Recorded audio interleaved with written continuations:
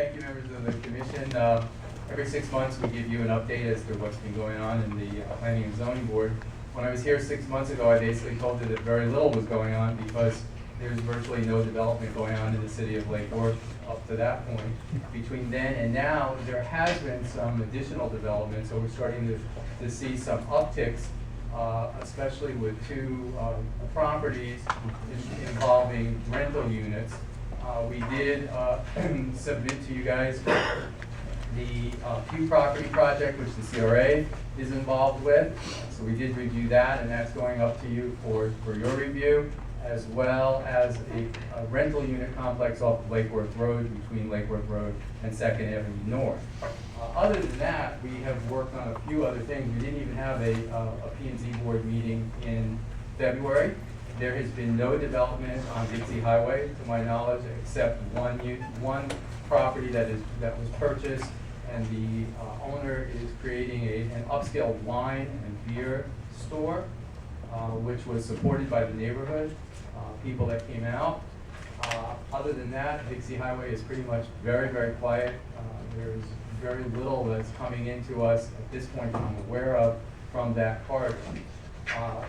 So rather than giving you details of we did one site plan amendment, we did one of these, we did one of those, I don't think we need to hear that.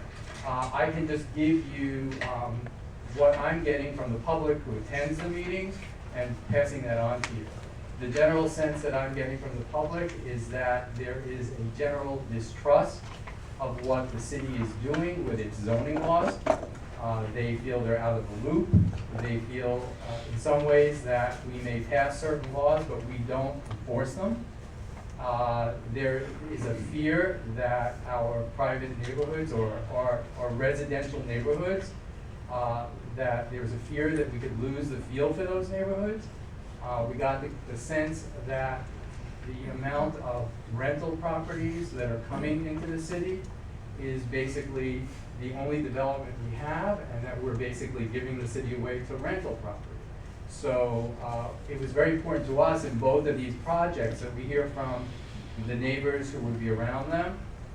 We did not get any objection from any of the neighbors. The primary issues that we found was basically things like traffic.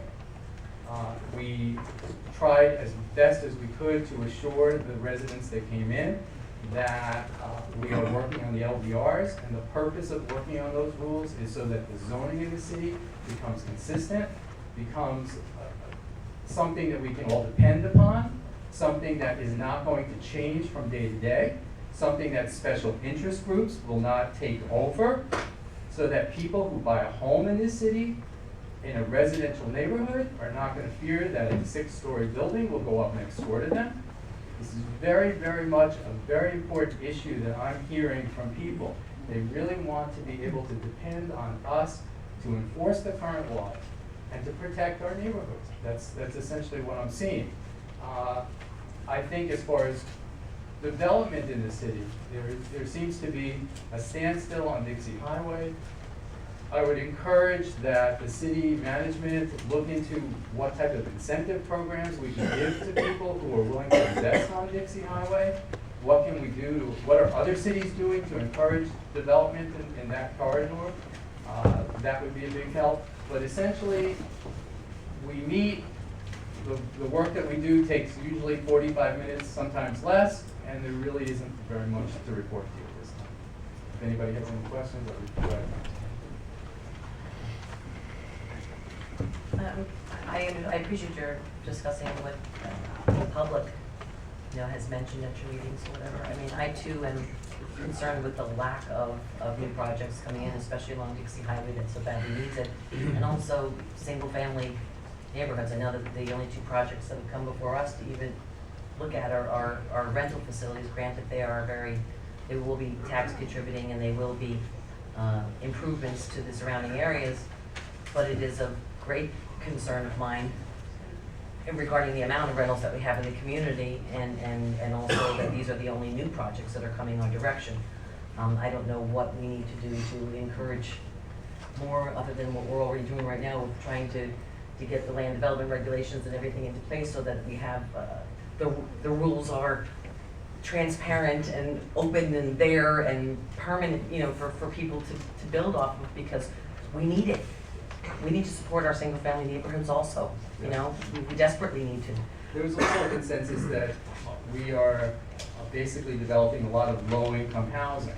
And in the development that's going on between Lake Worth Road and Second Avenue North. Isn't that where the one bedrooms are like start at $900? It was very important to us as a board. There were numerous questions as to, number one, how many people are going to be allowed to live in the units? Number two, what's the cost of living in those units? And we found that the one-bedroom units are going to be rented at $900 a month.